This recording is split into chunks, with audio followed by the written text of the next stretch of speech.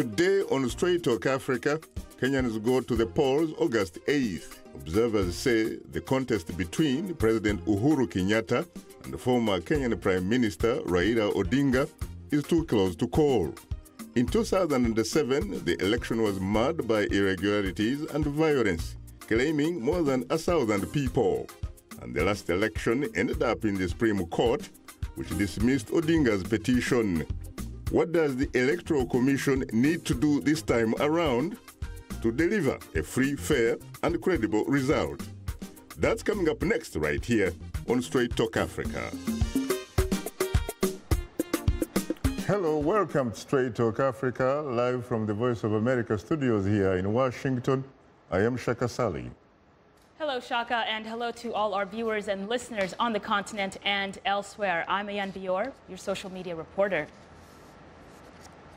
I am profoundly honored and humbled to tell you that this broadcast marks the 17th anniversary of Straight Talk Africa. We thank you very much for your support and for being a part of our family. Needless to say, it continues to be a great pleasure and privilege to serve you. The first edition of Straight Talk Africa began on August 2nd, 2000.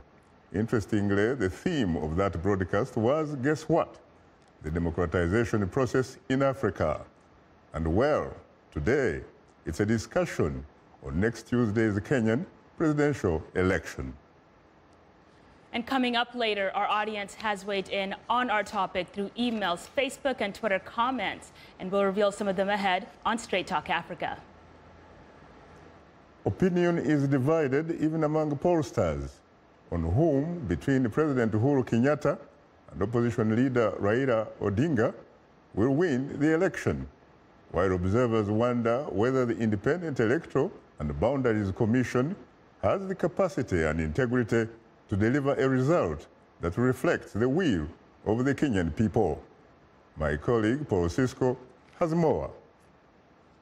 Despite multiple candidates running for the presidency, the race for Kenya's highest office comes down to incumbent President Uhuru Kenyatta and former Prime Minister Raila Odinga. The latest polls suggest the voting will be close. If neither candidate wins the required 50% plus one vote, a runoff will ensue. President Uhuru Kenyatta is the son of Kenya's first president, Jomo Kenyatta. He's seeking re-election along with his running mate, Deputy President William Ruto. President Kenyatta's chief challenger is Raila Odinga of NASA, the National Super Alliance. Odinga is the son of Kenya's first vice president, Jaramogi Oginga Odinga. His running mate is Kalonzo Musyoka. One concern as the August 8th vote approaches is the possibility of violence, fearing some level of the post-election turmoil that occurred in 2007 and 8. Meanwhile, Kenya's National Police Force says it is investigating the killing of Christopher Masando. He was found dead after being tortured on Monday. Masando was head of Information, Communication, and Technology for Kenya's Independent Electoral and Boundaries Commission, and he had an in-depth knowledge of the technology being used in the presidential election and was about to test the system the day before he disappeared.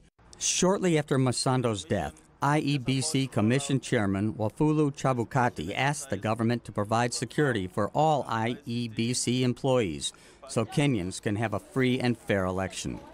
The Commission was just about to roll out a simulation exercise to confirm that our ICT department is ready to transmit results to Kenyans on the August 8th, after the August 8th general election.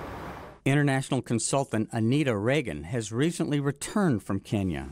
These are the same candidates who have been running since independence, whether it was their father, now their sons, and it continues on like that. So there is nothing really new for them. They've been tested. Each candidate has been tested. They have held certain positions in government.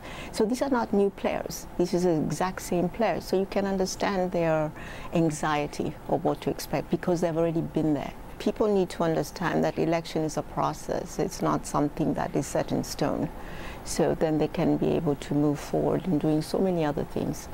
So the election should not totally define who Kenyans are in this case, or Africans are. Yeah. But they should define how they want to move forward. and that will be in their hands, really. Opposition parties accuse President Kenyatta of seeking to rig the vote, while the president says his main opponent, Raila Odinga, is trying to divide the nation along ethnic lines. The former prime minister lost the hotly disputed 2007 presidential election, triggering the violence that claimed more than 1,100 Kenyan lives. There was improvement in the electoral process after the 2013 vote, due largely to the adoption of a national constitution.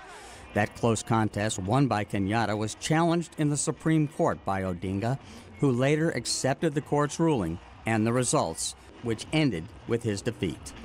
Paul Cisco, VOA News, Washington.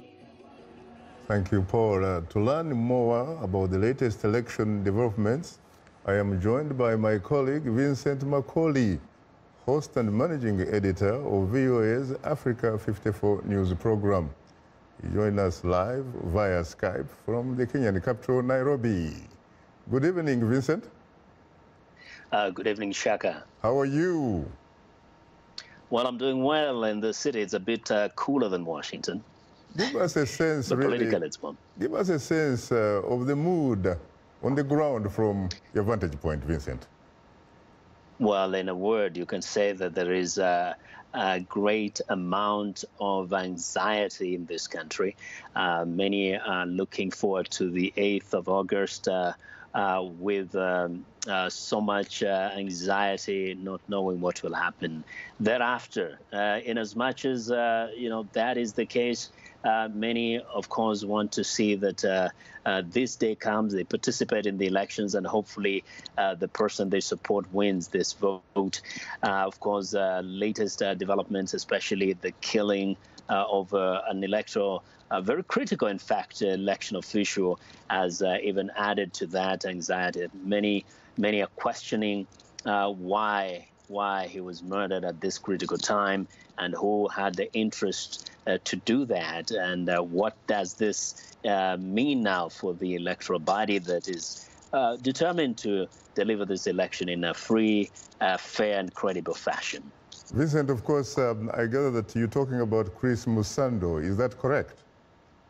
That is correct. Chris Musando was the genius of the electronic systems at the IEBC. This is the guy who was counted on to make sure that he can seal all possible loopholes to ensure that nobody can possibly infiltrate the system to compromise the results of the August 8th elections. And his death at the exact time that he died, of course, threw everybody into confusion and just, kind of dampened the spirit around the electoral commissioners. And up to today, as we speak, in as much as they're working hard to make sure the systems are working and that they can reassure Kenyans that the elections will be fair and free and that they will be transmitted in a fashion that will be acceptable to Kenyans, you can feel that they have sadness in their hearts. They're doing this job at this moment with very heavy hearts, with concerns, and in fact, with a lot of concern for what the citizens will think about the process now. I'm sure that you have interacted with a lot of people. Are they able, for example, to sort of connect dots and wonder as to who must have had an interest in making sure that that genius that you talked about doesn't really leave to do or play his part? All that most people can say at the moment is that they believe that whoever did it had an interest in interfering with the results of this election. Now, we know that there have been calls from particularly the opposition that there has to be a guarantee that these elections will not be meddled with, that nobody will mess up with the systems.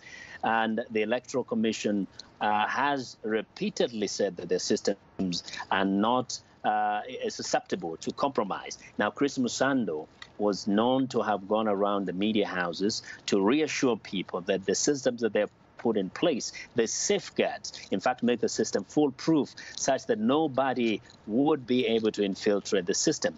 Now, the question that has been raised is, who in this system, who in this country would want to compromise these elections? And why would he be so desperate to do so that he would go to the extent of killing the person that is seen as a man who was a major, bulwark against any such attempt? Now, nobody can really connect those dots up to this point and point a finger to anybody, but whoever did it must be a person who had inside information, who knew exactly what possibly was happening within the system. He must be another person who has information that will help him to understand that Mr. Chris Musando was doing a fabulous job, and you needed to get rid of Mr. Chris Musando in order to successfully interfere with the system.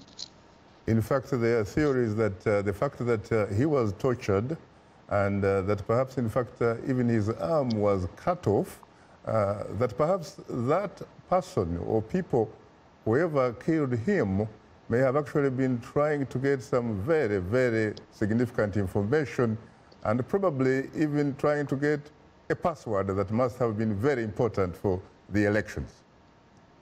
Exactly. I mean, that is why you can kind of wonder why, if somebody just wanted to eliminate him, they did not just shoot him or just hit him with something and have him, die somewhere. But obviously, they took him to some place. They took time to torture him. They definitely wanted certain information, passwords, or certain key information that will lead to them, being able to infiltrate the system. And when he could not provide this, obviously then they had to kill him and throw his body somewhere too far away from where his car was found, of course, along with a young lady. So everybody at this moment believes that his murder had something to do with the upcoming elections. There is nobody, not even one single person, thinks that this death was for any other reason other than the elections. You know, there was a time, Vincent, when the vast majority of Kenyans had confidence in the Electoral Commission, especially under Samuel Kivuitu back in 2002. From what you gather as you interact to Kenyans, do you get the sense that they do have confidence in the ability of the IEBC to deliver a credible election? In fact, I think a great number of Kenyans do believe that the electoral commissioners themselves are determined to deliver credible election results, and that they have the systems, but citizens are not confident about the ability of the Electoral Commission to 100% protect the system from interference from external actors. In fact, many people don't have issues with the electoral commissioners or the election commission per se, but they believe that there's a weakness in the system that could be compromised by someone from outside who may have an interest in manipulating these election results in favor of a particular party. So that confidence is not 100%, not a lack of confidence in the electoral commissioners, but a lack of confidence in their capacity to fully secure the systems against any crooked person who may want to interfere, may infiltrate the system to manipulate the results. You know that the U.S. ambassador to Kenya has offered the FBI to help perhaps do the investigation in as far as Mr. Musando's death is concerned. And so did, in fact, the British High Commissioner to Kenya, who also offered the London Scotland Yard. What has the government so far said about that? Because they don't, frankly, seem to be saying either that those people are welcome or not. I think there's about two things we can read into this.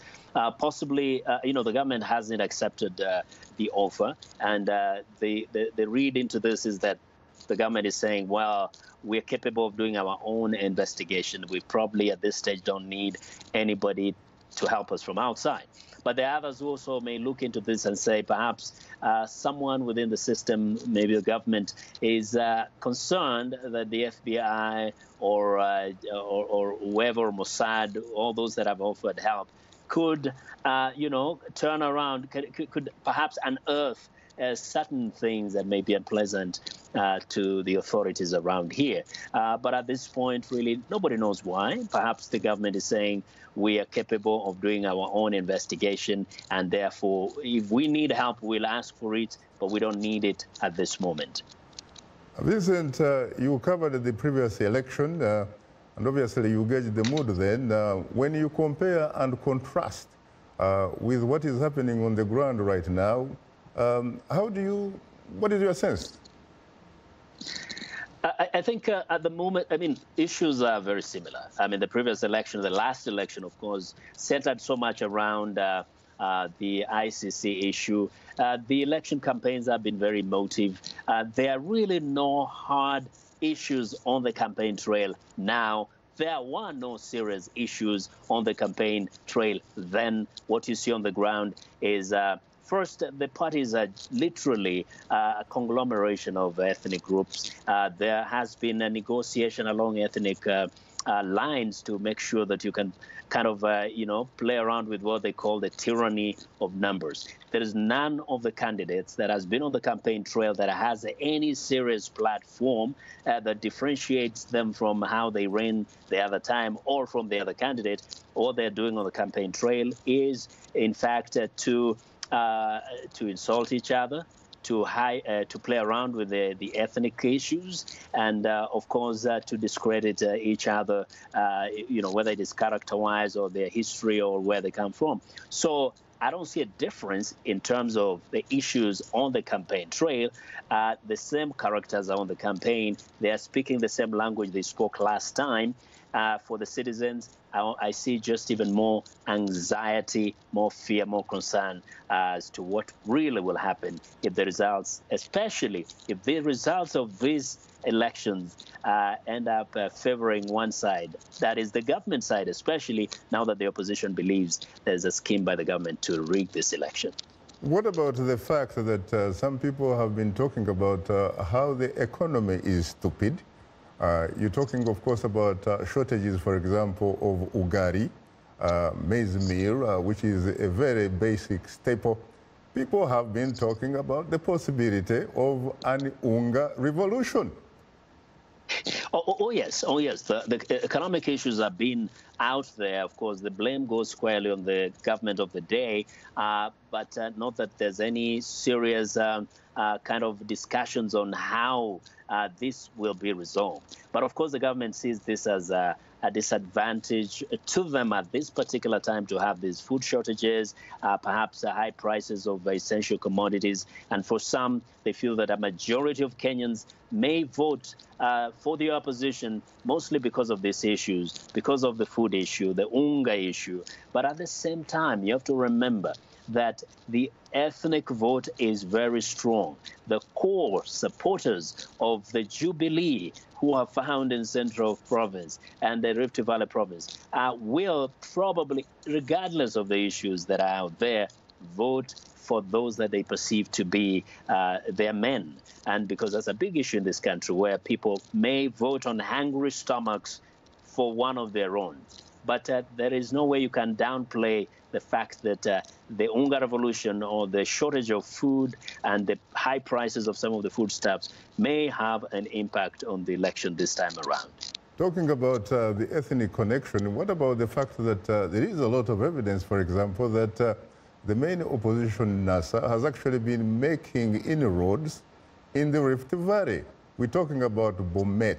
We're talking about Eldoret, the hometown, in fact, of the Deputy President William Ruto. We're talking about Balingo. We're talking about Nakuru. We're even talking about Central Province, Meru itself. Yes, and there's a reason for that. Most of those people in those areas are starting to wonder whether there is a greater benefit, especially looking into the future, to just keep voting for people because they come from their village. Of course, they have seen that in terms of performance, this government hasn't been in power and in some respects has not delivered, according to them, even to their own people. They question whether there is a great benefit from voting for just the people from their own area, just because they speak the same language or because they come from the same area.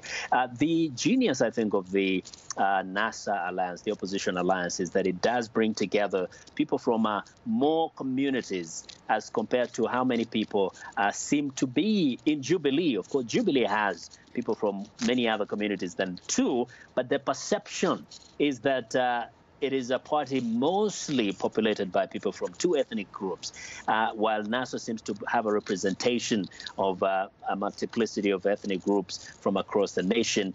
And now, of course, people from the Jubilee strongholds are wondering whether perhaps it is in time. Some of them are wondering whether it is in time to let someone else from somewhere else to lead this country, so that as we look at the country into the future, they may feel secure and not isolated one day when someone from the opposition takes this seat, or someone from another ethnic group, so they will not feel isolated as a punishment for having held power for too long. You have to remember, this country has been ruled basically by men from two ethnic groups up to this point, since 1963.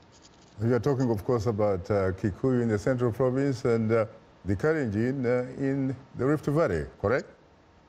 Exactly. And even people from those particular communities, some of them are actually questioning whether the status quo should be maintained, whether it is in time to give someone else or some other people the opportunity to lead this country for the sake of national cohesion, for the sake of the perception that every community in this country has the equal access to power and has the right also to lead this nation, and it's not a preserve of just one or two communities. Final question, Vincent. What about concerns regarding security? There have been, in fact, allegations that the government is planning to use even the Kenyan Defense Forces to play a role in the upcoming elections. Have been flying, and particularly from the opposition. Well, today, the government spokesperson, Eric Raithe, denied there being any special use of security personnel for purposes of either intimidating the opposition voters or any other voters. But he did acknowledge that there is training that is ongoing, that there are security personnel that will be posted at the polling stations across the country to help the electoral officials stay safe and conduct the election process without fear. Of course, that might, who knows, might be a trigger for violence. To have security personnel in polling stations for some is not a good indication of a free and fair election, because it does create an element of intimidation. But the government spokesman actually said there will be security personnel around the polling stations. And the question is, will they participate in any way to manipulate the system? The Electoral Commission officials say nobody can infiltrate the system. Their presence does not necessarily mean they're going to interfere with the electoral process. Thanks, Vincent, on that note, for that interaction, my friend, and that analysis. It's a pleasure. It's been a pleasure. Thank you. Good luck in Nairobi. Now, joining us here in our Washington studio is Anita Reagan herself, an independent consultant and energy policy advisor, and a Garant Kenyan. Absolutely. How are you? I'm very well, thank you, and happy anniversary. Thank you so much. It's been quite a ride for the last at least 17 years. Yes, but you've done well. You just got back from Nairobi. How was it, briefly? As Vincent said, it was cold, but to me it was just like fall. So it was very normal for me because I'm used to Washington weather and the season. So it was good for me. But a lot of people are having colds. Very interesting. We expected, of course, some people to join you here in the studio. One of them, in fact, was Ali Badawi, a spokesperson for NASA in North America, but we haven't heard from him. There was also another individual who was supposed to give a voice to Jubilee, and he's called Jeremiah Mbui, a former parliamentary candidate in Meru itself. Yeah. But unfortunately, he did have some family urgent issues to attend to. And we also thought, in fact, we could have, perhaps via remote telephone call, of Senator Moses Wetangula, the man who until recently was the minority leader in the Kenyan Senate, but unfortunately he did not pick the phone. Well, later in the program, of course, we will give you, the audience, a chance to call and talk with our guest. The number to call is 202-619-3111. The US country code is 1. You just came back, of course, from Kenya. Yes, I did. Tell us, what was it like? It was interesting. You saw a lot of very vibrant campaigning going on. Basically every single day. There was protests. There was always something pertaining to the upcoming election. So it was good to find out what is really going on, whether it is the person in the streets or it's on television or friends that you meet. Everybody has an idea of what the upcoming elections are going to be.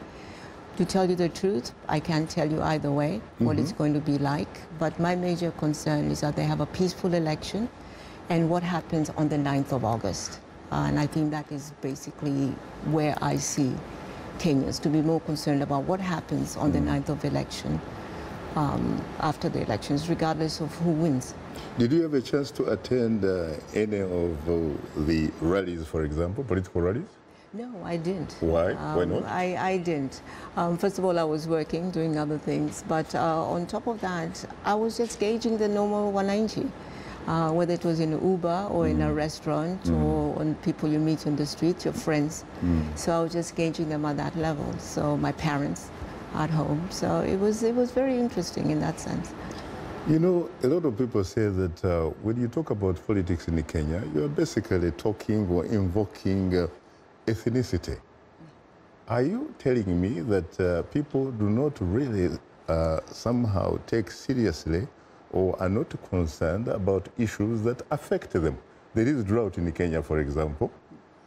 There are shortages of, you know, basically staple foods, really. We're talking about ugali. We're told that, for example, when you talk about milk, you really have to be a very rich person to purchase milk, because the last time I checked, it even costs more than a liter of petrol or gasoline in this country. Is that true? It's true, but we have to recognize climate change, the effect that it's having on a lot of agriculture in Africa especially. And we're never really responsive to those kind of situations. There is drought in the northern part of Kenya. There's not enough food. And as you said, food is getting expensive because you're not making enough of it, or there's some in certain areas, but it's not been moved. So transportation then becomes also very expensive, because now you're taking food from areas like the Western Province to take it to the north. There's drought. There really is no food in some of those areas, but it does not mean that there is no food security in Kenya. There's plenty of food in Nairobi or in Kenya as general, but it's how do you move it to the areas that are needed. Now, every family really would like to have unfettered access, at least to milk for their kids, correct? Yes. And of course, the last time I checked, the Kenyatta family is reportedly the single, I think, most important player when it comes to the dairy industry. Yes. We're talking about Brookside. Correct? Yes. And people, for example, complaining or perhaps, you know, saying, wait a minute, you happen to be part of this and we can't access milk. This means that we can't perhaps vote for you. Everybody will have a grievance. If it's not milk, it's going to be bread. If it's not bread, it's going to be fruits and vegetables. Sugar. It's going to be all sorts of produce and products. Sukuma wiki? Any problem with sukuma wiki? Yet we only focused on maize meal. So even if you're talking about ugali, it takes much shorter time to actually cook ugali, but we have cassava, we have potatoes, we have other bananas, we have other types of food. So we tend to focus in the one which takes the least time to cook. But are we talking also about the sukuma wiki that goes with the ugali and the nyama that goes also with the sukuma wiki and ugali? So it's a lot of issues, whether it is Kenyatta, it is generally how do we ourselves as Kenyans secure our food into the future? This is some of the things that we have to talk about, even farmers. You know, are they getting the right fertilizers? Are they getting the seeds that they want? So it's a much larger, deeper issue on the society and what we are doing, even with our own sort of farmers in Kenya. Very interesting. You are tuned into Straight Talk Africa, and we'll have more of a discussion in a moment, including our social media segment, so please don't go away. And not just the next generation of African leaders, they are today's leaders. And this is the time to invest in them, today, not tomorrow. So let's connect, let's engage with each other on issues that will transform our societies. Innovation, leadership, entrepreneurship, things that you're doing to move the continent forward, to make you the greatest generation that Africa has known. It's Upfront every Wednesday, 17:30 UTC, right here on The Voice of America. This is Straight Talk Africa on The Voice of America. Call us now with your questions and comments. The number is 202-619-3111 and the U.S. country code is 1. Call us direct and we'll call you right back. Remember to turn down the volume on your radio or television and keep your comments brief. Now back to Straight Talk Africa. Thank you very much, Esther Gidhu-Ewart, and welcome back to Straight Talk Africa, live from Washington. It's a time to bring in my colleague and social media reporter, Ayen Bior. Take it away, Ayen. Well, thanks, Shaka. As Kenya prepares for its August 8th presidential election between incumbent Uhuru Kenyatta and former Prime Minister Raila Odinga, the latest public opinion polls say the ballot is too close to call. Well, this leads us to our question of the week, which asks, who would you like to see become the next president of Kenya and why? Well, before we begin, I'd like to thank all of you for using our social media platforms to communicate with us. And another reminder that we are tweeting live today. Use the hashtag VOA Kenya Elections. If you haven't yet, please follow us at VOA Shaka. Speaking of it, let's go to a tweet from Arik Mawikebete, who tweets, if the election will be free, fair, and credible, then the ballot box will definitely reflect the will of the Kenyan people. Absolutely. Well, now to a comment of the week from Facebook fan Chindefu Abri Kasunu from Zambia, who writes, African countries should not easily change leaders for the sake of democracy. African presidential terms should be 7 years with a 2-term limit. By so doing, within 14 years, every leader would have achieved all their aspirations for the citizens of their country. This means more resources may be used for developmental achievement. Well, with that in mind, let's go to another comment from Facebook fan Augustine Tamba in Monrovia, Liberia, who writes, it has been a remarkable journey of peace in Kenya. We hope that the young people of Kenya will show the world that the country will be free of election violence on August 8th. The Kenyan media should promote peace. And our last Facebook comment comes from David Onserio Monda from Los Angeles, California. He writes, this is a watershed election. It has implications for the whole of the continent. This time around, more has been done to safeguard the results of the election. But the actual voting process on the election day will be the true test. Mobilization of voters from both sides to the voting booth will be key in determining the winner. Very interesting comments, and a reminder that we appreciate all of the audience feedback, so please keep them coming. And if you're a new fan, drop us a line at africatv@voanews.com. Once again, our email address is africatv@voanews.com, or post your comment on our Facebook page. Just enter the keywords Straight Talk Africa. Interact with our show as it's streaming live. And be sure to visit us online at voaafrica.com, or you can join our YouTube channel. Just sign up to VOA TV to Africa and follow us on Twitter at VOA Shaka. A reminder that the show is streaming live every Wednesday. Go to VOA Straight Talk Africa TV program page on our website, or you can simply watch us live on your mobile device. Just download the VOA mobile app. Now let's take a look at what's on tap for next week's program.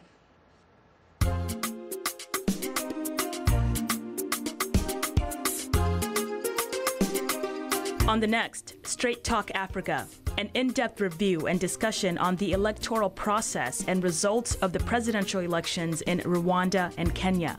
Election fever in East Africa. On the next, Straight Talk Africa.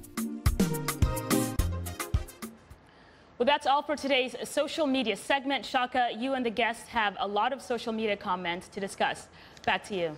Indeed, Ayen, thank you very, very much for sharing your social media reaction with us. In case you're just joining us, today's topic is the upcoming Kenyan presidential elections. Our distinguished guest is Anita Reagan, an independent consultant and energy policy advisor.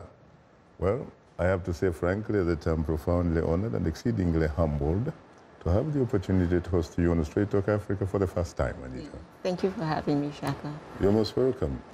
You obviously had some of this social media reaction. What about your reaction to the reaction? The reaction to the reaction. I think everybody is hoping for a peaceful election, and that is what I also hope for the whole of Kenya. And as one of the writers said, or the commentator said, was that what happens in Kenya will affect the whole region, let alone even the whole continent. So it is very essential that we do have a peace and fair election.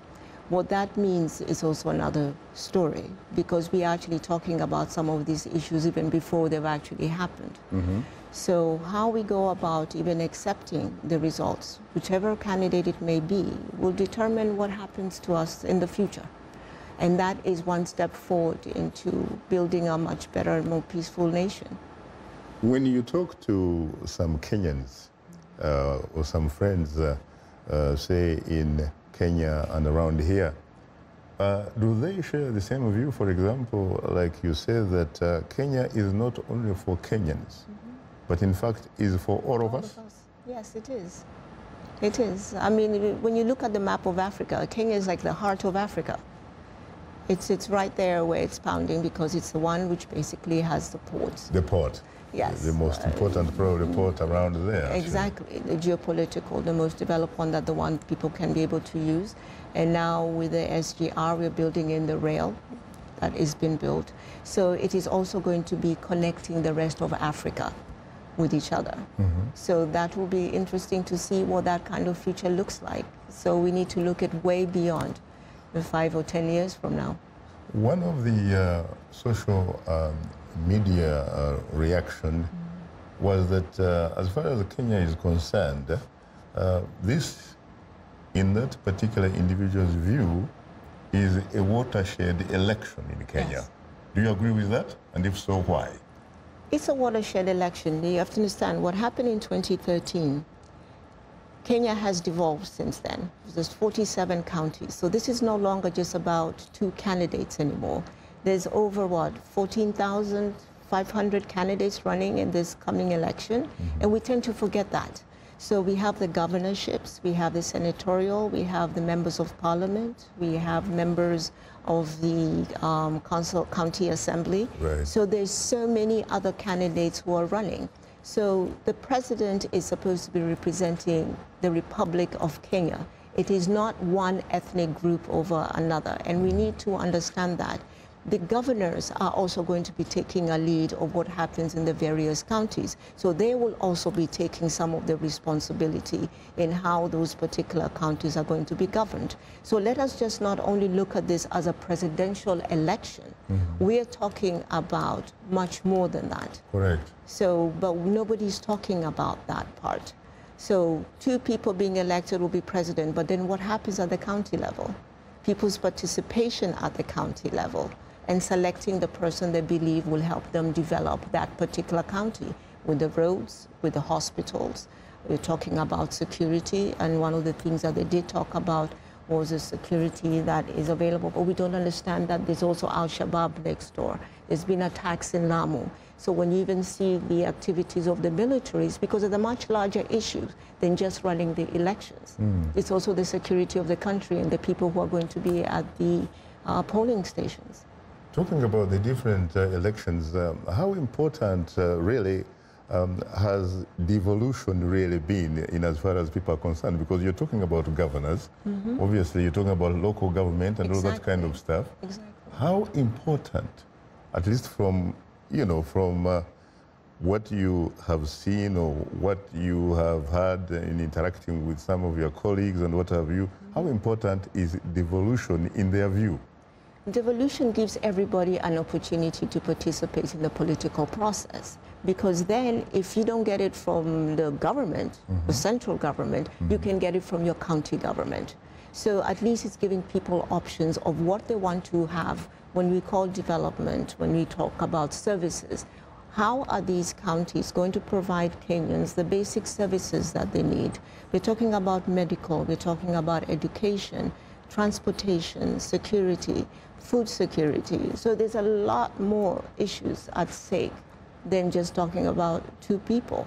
So now, if you're in one county, Shaka, how would you like your city to look like? So this is an opportunity for you to cast a vote on that vision of where you think that particular governor or senator or member of parliament or MCA is going to take you. So that will be where you live. So the larger picture, you're talking about representing the country. Now, that is the president. So it's supposed to be the soul and heart of a country. It's not supposed to be from any ethnic group. It's supposed to represent everybody who's a Kenyan. It's supposed to be, but of course you do have a lot of criticisms, for example, that the president seems to be condoning or practicing nepotism, and in fact condoning or perhaps allowing corruption, frankly, to be the rule of the day. Well, that is true, but that is everywhere. We are seeing that with our current president here in the United States. So nepotism plays a specific role in all politics, even as in business. The question is, if that person is also put there, despite of the fact whether it's a son or the daughter of, are they competent enough to do the job in which they have been given? Nepotism works as far as we want it to work, but Kenyans also have to use the resources which are available in country, whether it is the commissions which are set up to address some of these grievances. Take time, go there, learn what it is that your rights are. Even under the Constitution, you can complain. You can actually submit your concerns, and hopefully somebody's going to hear you. You know, you sort of compared nepotism in Kenya with the apparent nepotism here in the United States. Yeah. What about the fact that someone will tell you that here in the United States, you really have what you call a society of laws? Exactly. Not a society of men or women. Exactly. And you do have respect for rule of law. That is it. And you also have very strong institutions that run the country. And that is what I'm talking about. There are institutions in Kenya, whether it's the Ombudsman's Office, the Truth and Reconciliation Commission, there are places where you can actually go and complain. But how strong are they? I mean, let's face it, when you talk about the Kenyan judiciary, until recently someone will tell you that in fact, if you have a suit, somebody has accused you and all that kind of stuff, you don't really have to worry about going to court, because guess what? You could actually buy a judge. And that is the concerns we have. We do not trust in our own institutions enough for it to work the way it's supposed to. So at the end of the day, whether it's the IEBC, we're talking about them holding the elections, we don't even trust them to be able to do that. So when do we begin to trust the institutions that are in place to address a lot of these issues? They are there, but we don't allow them to work. Because as you know very well, even the Anti-Corruption Commission, how many cases have they actually prosecuted? You hear of cases and then all of a sudden it's disappeared. So on top of that, we have to allow the process to take place. We have to allow these things to actually function for us to be able to trust it. But we don't trust it because we never see the results that we hope to be the results that we want. So we then start doubting. We doubt a lot of things that we have in Kenya. Now, Anita, for a very long time, Kenya, like most African countries, had what would be characterized as an imperial presidency, literally controlling everything, perhaps including the oxygen, in fact, that you might need to access in order to remain alive. What sort of changes really have occurred since then? Because there are a lot of people who say, yes, you do have what appears to be decentralization on paper, but in fact, in practice, nothing much has changed. No, it because they doesn't talk change. about, for example, the Independent Electoral Boundaries Commission. But to what extent, frankly, is it independent beyond the name? It's because we don't trust it enough to do what it's supposed to do. We already question the existence of what independence actually means. It means that when they say that this is what they are doing, this is what is going to happen. But we don't even trust that. And it being with this current government, people will actually assume it's with the government, but it's actually supposed to be with either side. It's not supposed to be NASA or Jubilee. It is for the Republic of Kenya. It is there for, as a government agency like every other agency. And we should allow it to work. We'll come back to that later because I will tell you, for example, how some civil servants, including public officials like cabinet secretaries, are actually been campaigning with the Jubilee Party. No. Because it's obviously the government, and frankly, people say there doesn't seem to be much difference between the ruling party and the state. That's right. A reminder that you are tuned into Straight Talk Africa. Participate in our discussion. Please call us at 202-619-3111. This country code is 1. We'll continue our discussion in a moment, so please don't go away.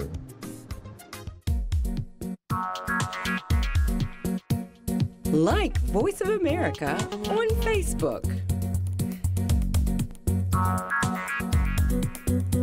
Follow VOA on Twitter.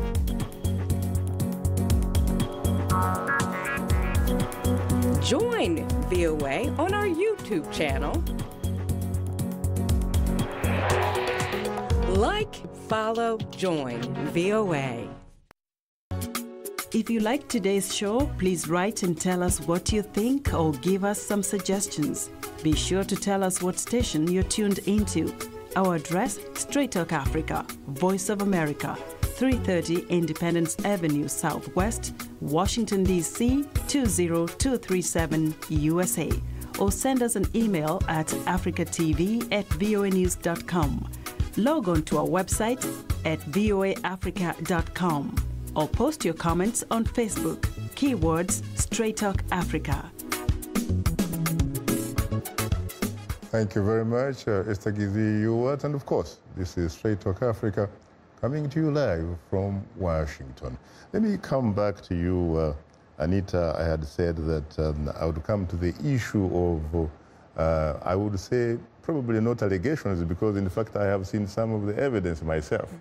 The law states, frankly, at least according to the Kenyan Constitution, from what I know, that public officials are not supposed to be campaigning with a political party. A political party that happens to be in charge of the state should not be using state resources for political purposes. So what do you say to that? Because we've been seeing really videos all over the place. Many cabinet secretaries, in fact, campaigning, really. Yeah. Well, we also have what you call the Hatch Act here, you know, about political activities here. And it depends on the role they're going to go, whether it's an individual or whether it's part of the politics that they have to be in certain campaigns. But normally you're not supposed to have the cabinet secretaries campaigning. That is a fact, unless they're there by their own individual capacity.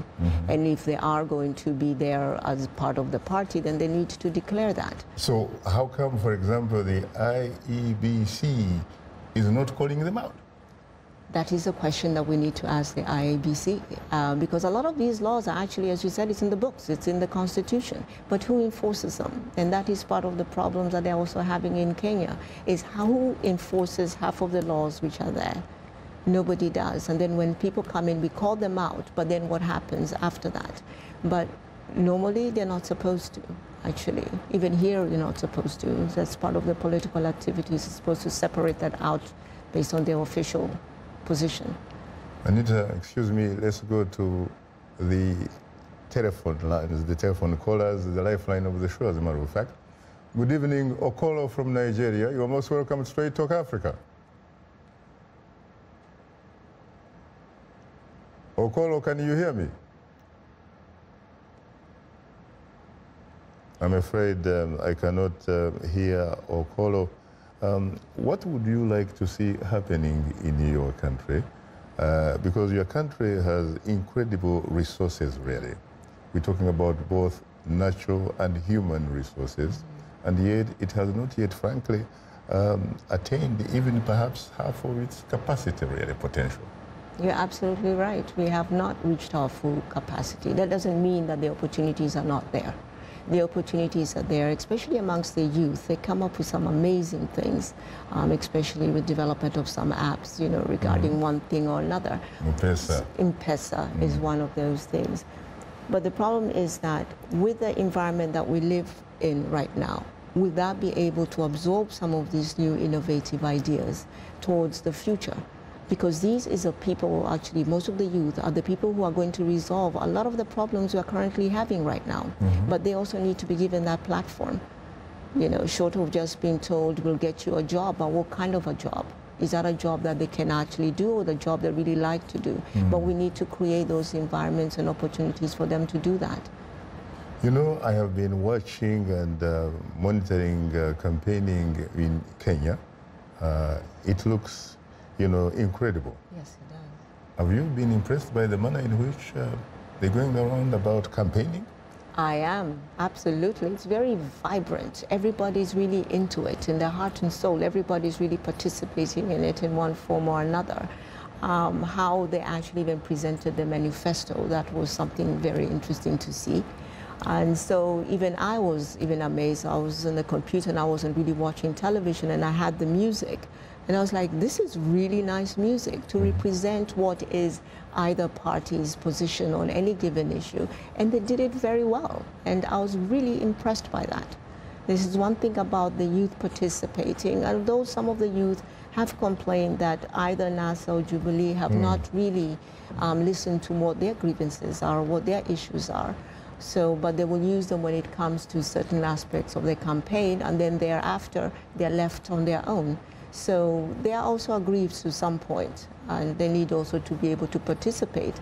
But they are really into it, and I'm really impressed by that, because the youth are much more involved than some of the youth here. We found with Bernie Sanders supporters, for example. Very interesting. What do you think about the perpetual opposition candidate, presidential candidate, Raila Amolo Odinga?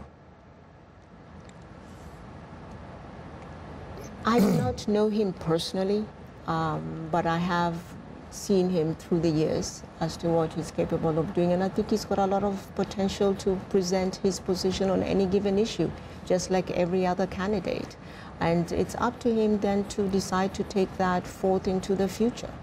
But now, depending on what happens on the 9th, you know, everybody has that opportunity. But he's got the capacity and capability of doing what he needs to do as a leader, just like everybody else does. What do most Kenyans think about him? Because let's face it, reports say that he has lost several elections, and yet the fact is, by the way, that he did not lose the 2007 election. There is incontrovertible evidence. In fact, I personally was even told by the then chairman of the Electoral Commission of Kenya, Samuel Kivitu. He told me, we were having actually lunch at Nairobi's Intercontinental Hotel.